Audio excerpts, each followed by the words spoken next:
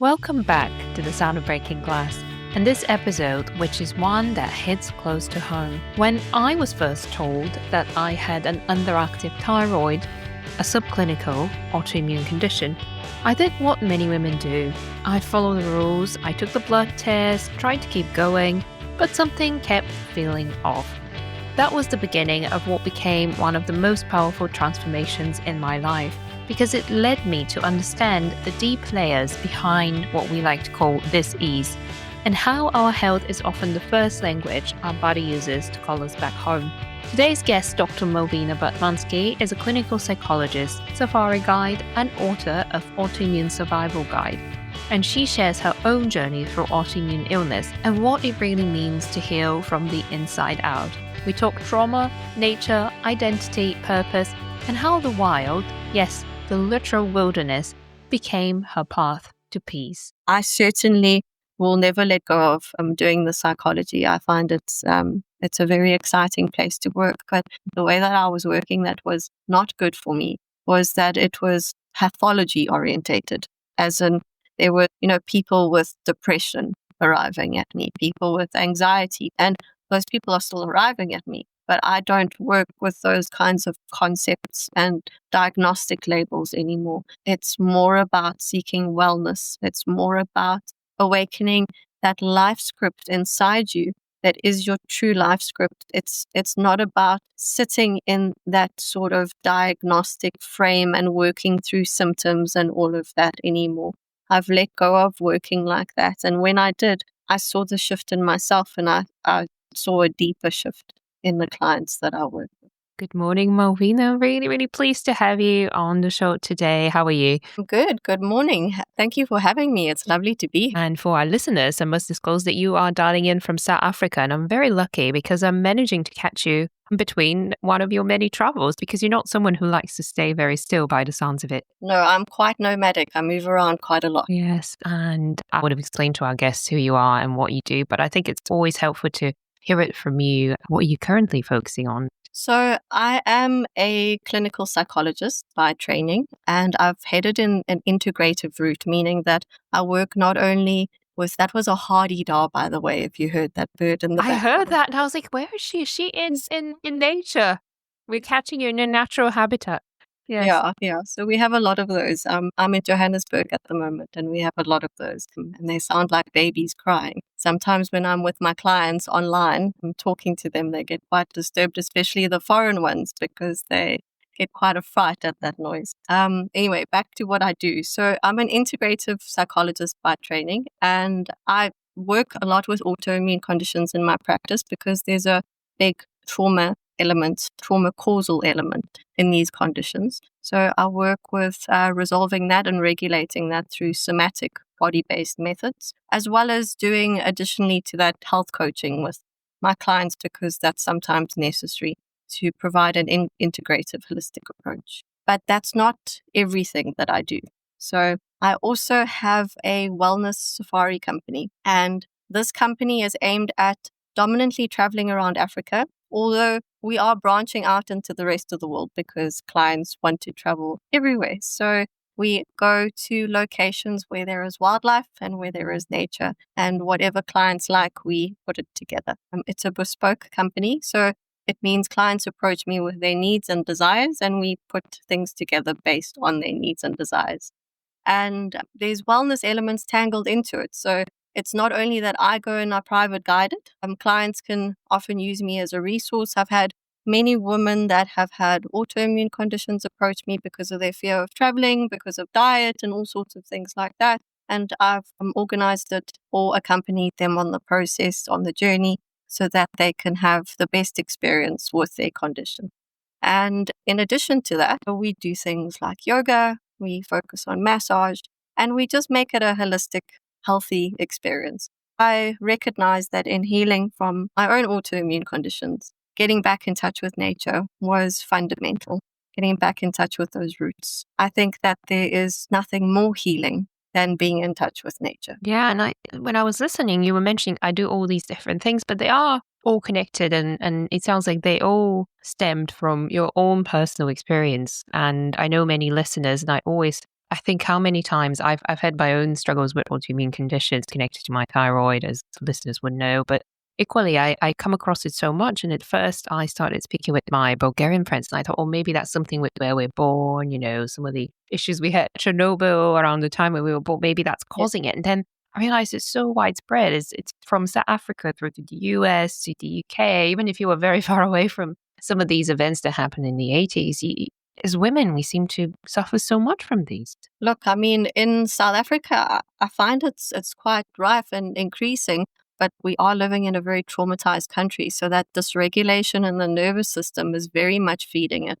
I find that the trauma component for the women that live in South Africa is much larger than some of the women that I've worked with in other countries. So it's that, I think that these kinds of things like Chernobyl, they certainly play a role. In the USA, I think what's driving this in a very strong way is the microbiomes in the soil, the farming practices they use, the chemicals they use, the chemicals in their food. I mean, they don't have regulations like, for example, the UK does about what they put in terms of colorants and preservatives.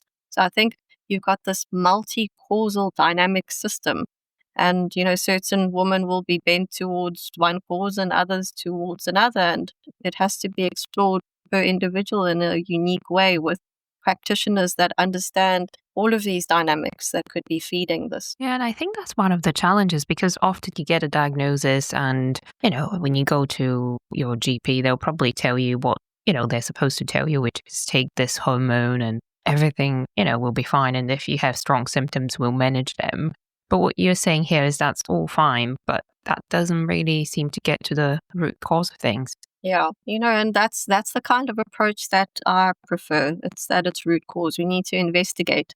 We need to go into what drove this to start. And I mean, I like to look at it in the form of a triangle, and it's far more complex than this. But on an individual level, it's as though you've got this triangle, and at the top of the triangle, you've got the trauma and the stress, and that's the nervous system dysregulation. And often that's where it begins. Okay? So you've got this nervous system dysregulation that sends this bout of adrenaline, cortisol levels go up through the body. And over time, what happens is that your body's not in rest and digest. You're not absorbing nutrients effectively.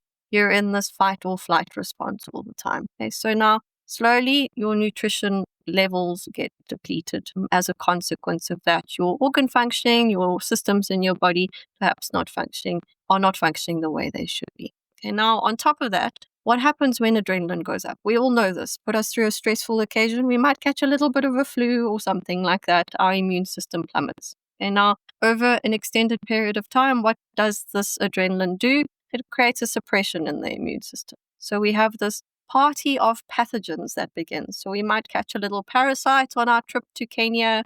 We might perhaps contract a little bacteria here and there. And usually our bodies are probably able to fight this off. But in this kind of condition, where there's been this stress response, our bodies are not able to eradicate this. Okay, so these pathogens then expand through the system. And also we naturally have certain occurring viruses inside of us. Okay, so when we are looking at stress, it's that we also need to look at pathogens because the two go hand in hand. Okay, so our body can't fight things under stress. And then the third part of the triangle that's very important is toxins. Okay, so toxins are inextricably gathered through the process of the degradation of our organs, through the other two factors. So our body's detox pathways get impacted. Our gut stops working effectively. Our liver stops working effectively. Okay, so all of these things need to be considered in the triangle, but then it's beyond the triangle. That's inside the individual. And it's something that I discuss in the book that I wrote, because I wrote a book called Autoimmune Survival Guide, is I bring up something that isn't very often featured in autoimmune literature, which is the autoimmune personality. So that's very interesting. I really wanted to find out about that. Yeah. So as a consequence of our childhood trauma, we become shaped in a particular way. So you may have grown up in a family where it was seemingly very healthy, but your parents were very driven towards you achieving academic goals. Okay, so you were constantly rewarded every time you got that B or that A on a test, but you did so under immense stress and pressure. It was almost that validation, love and approval came based on achievement. but wasn't there otherwise. And your parents perhaps didn't mean to do that. It wasn't their intention. But in the shaping of that kind of personality, they created this hyper-driving, type A performer that is actually quite successful in the day-to-day life, in their adult years. However, extremely prone to stress and burnout. Perfectionism is not healthy. Okay, so it creates that sort of profile. Another one that is very common, that often goes along with this type A performer achiever style, is that there are women that are fixers, caregivers, pleasers. It's that kind of nurse personality, also the psychologist personality. I embody that, or I did embody that totally. I think I've shifted a bit out of it. But it's a person that walks through spaces and they see things that need help and they help, but often at the expense of self. And Okay, without so even being asked, they just jump to help. And they just jump to help. Yeah, yeah, and it's exactly that. And it's this constant desire to perhaps fix another, but forget about the self. Okay, so that needs realignment in psychotherapy. So these are the two dominant kind of things that I find come out in my therapy practice with women that are diagnosed with autoimmune conditions. So it's quite interesting. And if you take it back to childhood, you can see all the patterns that form it. And often when we think about trauma, we think of the severe stuff, car accidents, attacks, and all of these types violence of of some sort, yeah. Violence, yeah. But actually it's, these subtle behaviors that have shifted us outside of our authentic self, outside of that true person that we're supposed to be. And I find that for myself, moving towards these safaris has been almost awakening process of my true self, something that I always knew I was because I climbed many trees when I was young. I swam in many rivers. I always wanted to go scuba diving and all sorts of things like that. That was my life always, but in the background. Now it's something that I've recognized that has been suppressed inside me because I've been striving, achieving, performing, looking after caregiving, and I need to bring a little bit of my adventurous self, my true self, more into the foreground so that she can also have an experience in this world. And that process of transition has been a huge part of my healing. Yeah, I was about to ask you, I think it's a bit of awakening that our body gives us a warning sign, let's say, when we develop some of these conditions. And it doesn't necessarily mean that it's a punishment as people look at it. It's more like, this is a warning sign. You have to address something that you've probably been neglecting for a long time. So how did that work for you? And what were I'm sure it was a long journey, but what were some of the most important lessons from that? So, certainly I completely, absolutely agree with you. It's like a healing message. It's like this, the indicator on the car indicator light going off and showing you, hang on, you need to look in the bonnet, there's something going on. And most people go to the doctors that knock out that light. You medicate it and then you don't get to listen to the message that light actually wants to give you. And it's a message I think that takes years to integrate because there's so many layers of it. There's so many layers for it to teach you. But in some way, it's, it seems like a curse at first when it arrives. But as you go down the journey, you realize what a gift it was. I can honestly say, I don't know what I would have been doing had this not come along. I wouldn't have written a book. I wouldn't have started any of the things that I started. What would I be doing? It's certainly led my path down a very, very exciting avenue. It was completely unexpected and also at quite rapid speed. And despite the rapid speed, because of the happiness of it, it hasn't been any stress and pressure involved. It was the depth work and really going into myself and questioning what is this about and understanding the trauma roots that drove these patterns that I'm living from childhood, the intergenerational patterns that my family, the women in my family, the men in my family have been living, what I'm repeating, how it's all manifesting in the present and the things that I need to crack and break open so that I can be totally free. Just wanted to jump in with something because I think that's very something that I've thought about a lot about the intergenerational trauma and how that builds up. And, I feel like we could spend a whole day talking about this, but I'm sure that if someone's listening, when they first get diagnosed with whatever autoimmune condition it could be, the last thing that they think about is, oh, I need to go see a psychologist.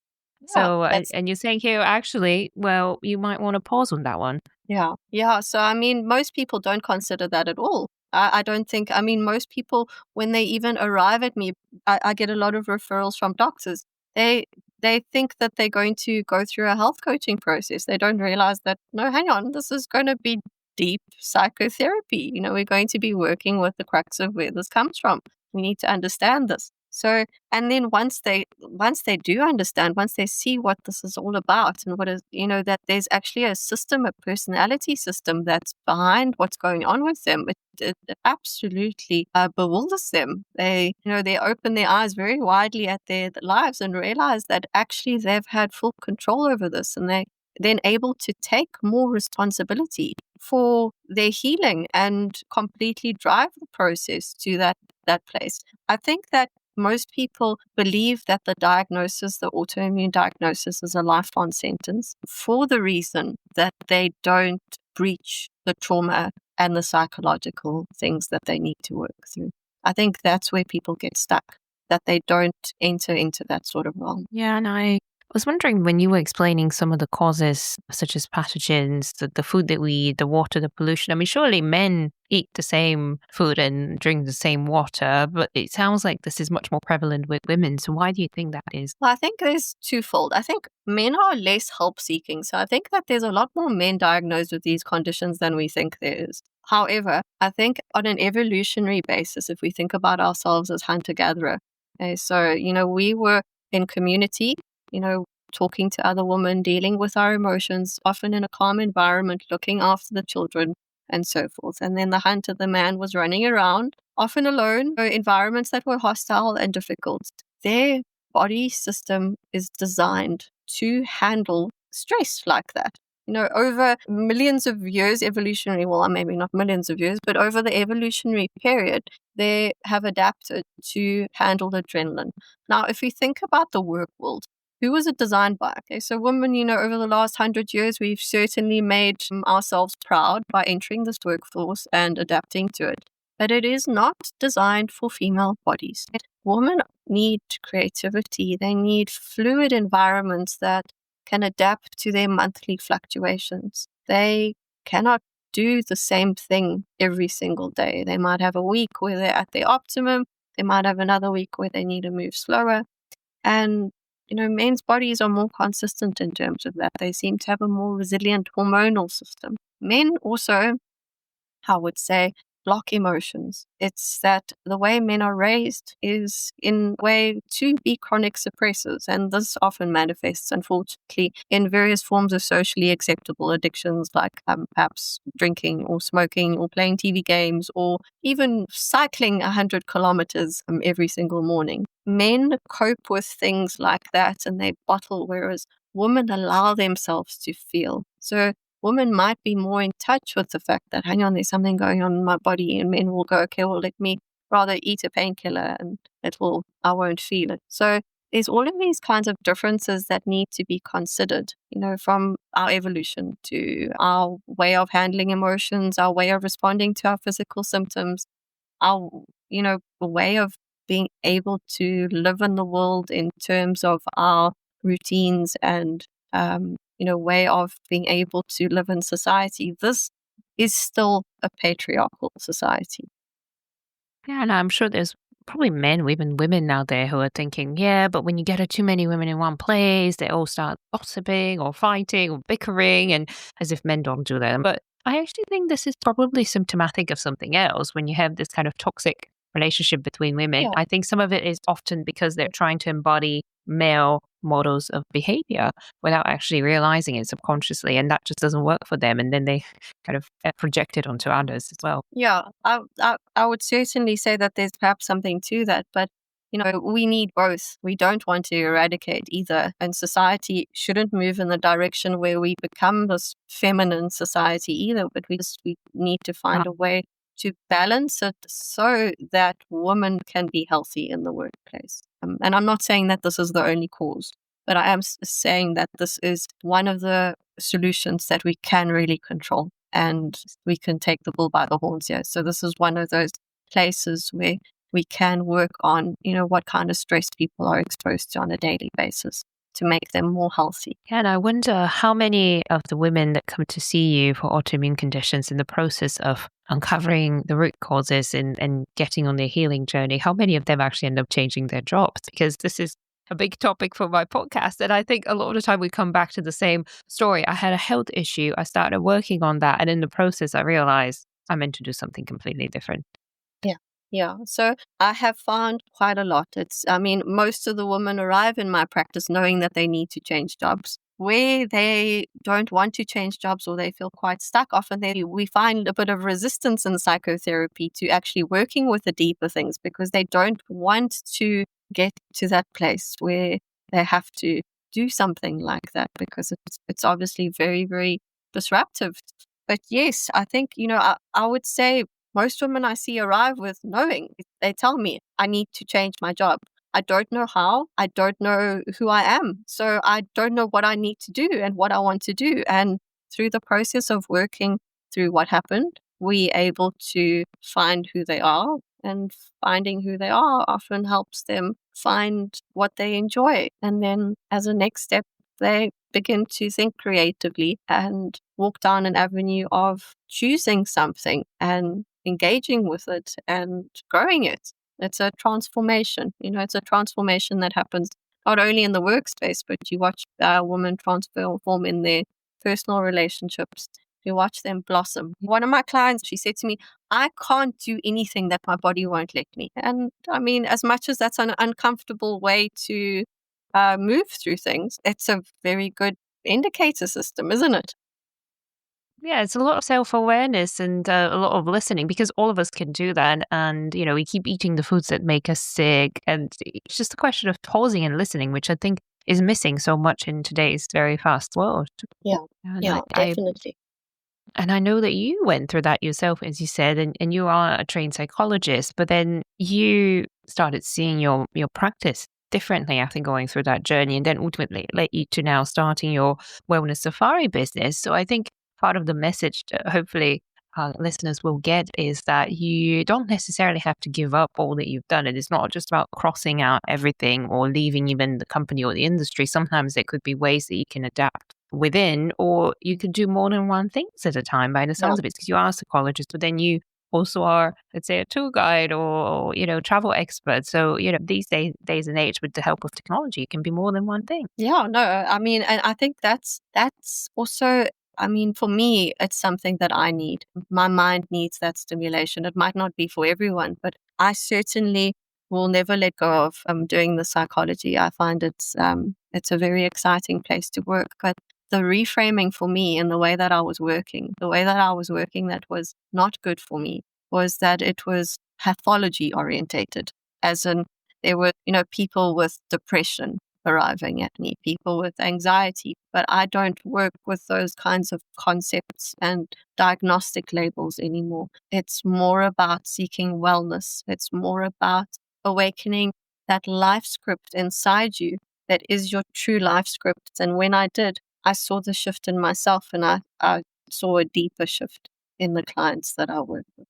It's, I find in psychology and psychiatry, you almost find two streams of thinking. You find people that work with the energy of the illness, and then you find people that work with the energy of potential. And the energy of potential is a lot more healing for the patient, as well as very inspirational for the practitioner. And I find that just that little shift, that reframe internally for myself, did me a world of good. And I often, I'm so shocked every time I hear when I mention and open up about my own underactive thyroid and how that started, and that luckily I caught this before it became a fully developed condition. And then I have friends who say, oh yeah, I have that, but I've just been taking hormones since 18. And I think that's the way. I didn't know there was anything you can do about it. And to me, this is just so, shocking and sad in the same way that we are just conditioned that way from maybe teenagers, that you just stick with it, you do what you're told. And of course you have to trust doctors. And they were obviously trying to help her manage her conditions. I'm not saying, but she never, now she's in her mid-30s, and she never questioned the fact that she's going to continue to take this for the rest of her life without actually thinking that there might be a way to get to a place where she doesn't have to. The information that is out there that leads one to think in terms of root cause is something that one has to dig for. It's not something that is overtly available. It's not something that, women don't immediately land in an integrative doctor. They typically go to a GP, and this is, part of the training of medicine. And I'm not saying it's wrong, because perhaps as a management strategy, this is what's needed at first. It's that, often when it is managed, when it is okay, okay enough, that women, people diagnosed with these conditions, they don't know to look forward. They don't know to look further. They don't know to look deeper. So I'm glad that we're doing this sort of thing, because it opens up that sort of thinking. It allows some people to experience that there is something more, and that they can hear other stories of women that have been through this, that perhaps provide some sort of hope or direction. Yeah, and that's why I found in my own journey, and this is why I started having all these different guests, is maybe you need to speak with a nutritionist, maybe you actually need a psychologist, maybe you need both, maybe you need an integrative medicine specialist because you're having, I don't know, issues with fertility or whatever it may be. And I think that, yes, it's just so much more varied for everyone, because the root cause, as you say, is different. And I think that's what we're often lacking when we're managing symptoms. We're not looking at that. And that's why I like the word that you mentioned, integrative, because I think that doesn't come up a lot. And I know that you've actually formed an alliance, let's say, with other integrative specialists in South Africa. Can you tell us a bit more about that? Okay, so that's actually quite a nice thing to talk about. So we're doing something new, and it's very, very exciting for all of us. So we've got a group of practitioners that slowly over time we've just come to work together, and it's because we have the same ideals and same beliefs, and we taking all the knowledge that we have in our brains and we're turning it into courses that are easily accessible to the masses, and it's going to be courses that one can do in their own time, so that it is accessible to everyone, also globally. And we getting it up and running. I'm myself doing courses on the nervous system, a very fun, playful 28-day nervous system reset. I've also formulated a course on trauma. I'm also doing a Jungian psychotherapy course that integrates dreams, astrology, Enneagram, all sorts of methods of getting to know the self. So it's like a deep dive process with art therapy entailed in it, and all sorts of wonderful things, archetypes in the works that allow one to delve into the authentic self. I highly recommend that for ladies with autoimmune conditions. I think it's a very useful journey, that course. And then I'm going to turn it into a mini course, Autoimmune Survival Guide. We are, going to just allow that information to flow so that people can remain connected to their well-being. We've called it a conscious collective.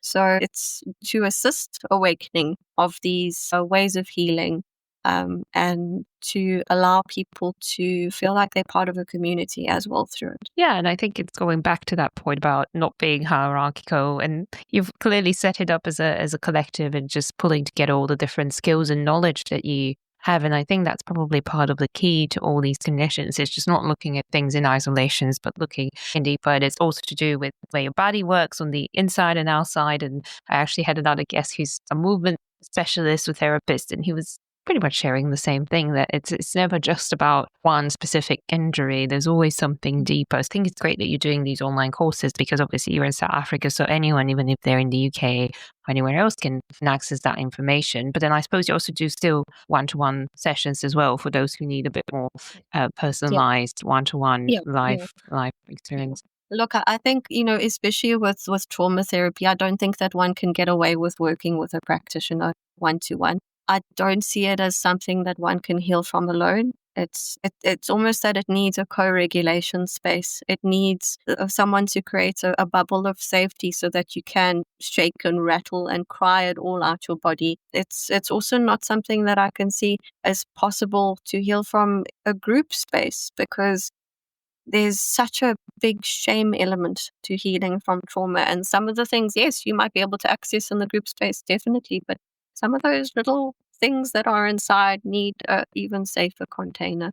where you know that there's the bounds of confidentiality, where you feel protected and all of those sorts of things. So those courses can get you very far, and it is very useful because it really assists us in getting clients and patients on the same page and getting them responsible and taking the reins over their own healing. But then I do think that still that there is some involvement needed with practitioners to help really tie everything up. Yeah, and I think that's often one of the arguments that I hear. Oh, but why would I do that?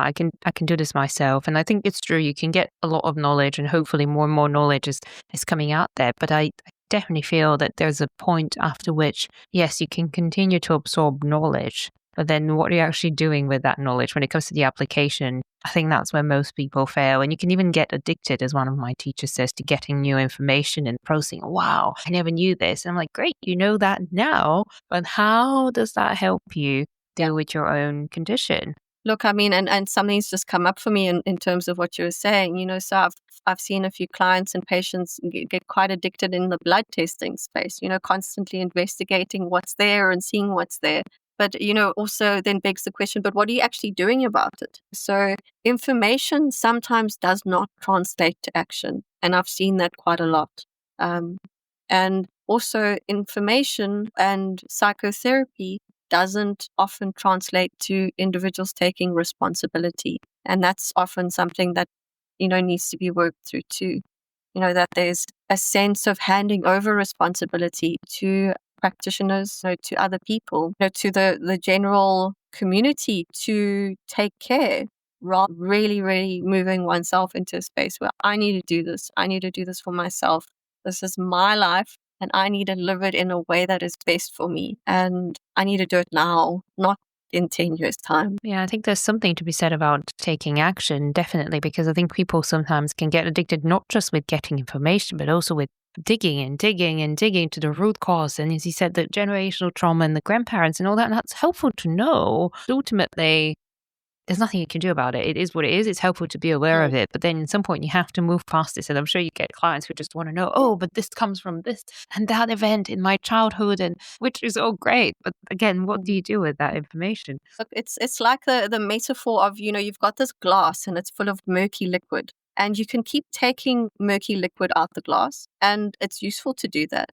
But at some point, you're going to also have to start pouring clean water in that glass. And you find when you start pouring clean water in that glass, it actually starts taking the murky liquid out, and perhaps even sometimes more effectively. And that's that action that we need to take. It's the action in the positive direction. I love that metaphor, and I can carry on forever, but I did want to ask you about the business that you're now doing with the safaris, because this is somewhat, those who know me know that I'm a big fan of traveling, and specifically getting experiences that are a bit more mindful and away from the mainstream hotspots. So I want to find out a bit more about how this idea actually came up. You did mention that you were very passionate about nature and exploration when you were a child, but surely there was something that encouraged you to really take a step in that direction. So I realized that during my unwellness, let's call it, that every time I went into nature, I suddenly had absolutely no symptoms. There was nothing. And I felt perfect. My moods were perfect. Everything was just totally in alignment. My body would function absolutely perfectly. And in spending more and more time in nature, I was able to start discriminating also the types of nature that would do that for me. Suddenly had this epiphany, gosh, this is what people need. They need to spend time in these kinds of spaces, but I don't think people realize the healing effects of it. So that's what I wanted to put together, the healing effects of it. And I also noticed something in my practice. I find that I can only go so far in terms of helping people because the environment is sick.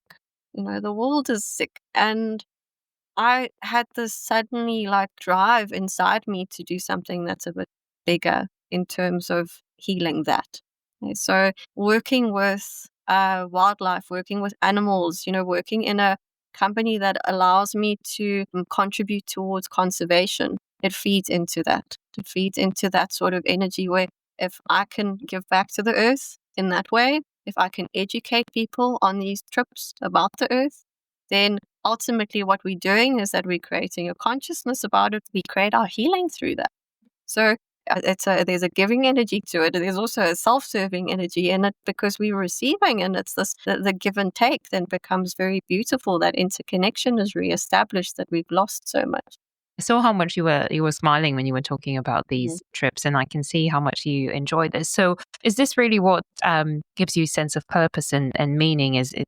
And what's really the motivation, or what's driving you to continue to do these trips and also keep up the psychology practice as well? I think, all of this gives me meaning. I think it's all these building blocks that I've put into place that I wouldn't want to take away a single one. They're all so important to me because they all feed me in some kind of way. And it's also that I feel like the safaris is just, it's given me something that is a part of myself that I haven't been living for so long. It's this adventurous part, this wild woman inside me, because I've realized how strong I am and how I feel completely safe and solid in these sorts of environments. And like there's a wild part of me that I didn't really know I had inside. When I am there, like it just all of a sudden comes out. I mean, it's also, connected me back with photography. I've always, from being a little girl, I was just obsessed with photography. I remember I used to have this little pink camera I used to carry around everywhere when I was young and just snap pictures. And my poor mother had to go to the shop to develop my films every single week because I'd make a new batch. That's been also a big part of that and unleashed an artistic side of me. Creativity that you talked about. Exactly. Creativity, and I mean, I think that, women need to be creative. We need to be doing something creative every single day to feel fulfilled, to feel ourselves, to be in touch with our femininity. It's pivotal to our existence. Thank you, Malvina. This is a fantastic thought to end the conversation on. I've really, really enjoyed this. And I always say that these conversations are for my listeners as much as they are for me, because I feel that not only do I learn something from every guest, but it just leaves you with such a good positive message and a feeling that there's a lot that we can do. And it sounds like we're all on the right track. And there's more and more of us that are starting to connect now with their femininity, which is ultimately what it always comes down to. Yeah. Wonderful. Well, thank you, Malvina. It was a pleasure. It's been an absolute pleasure. Thank you for having me here.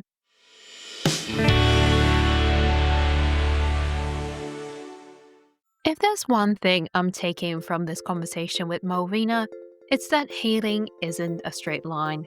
And it certainly doesn't happen through force.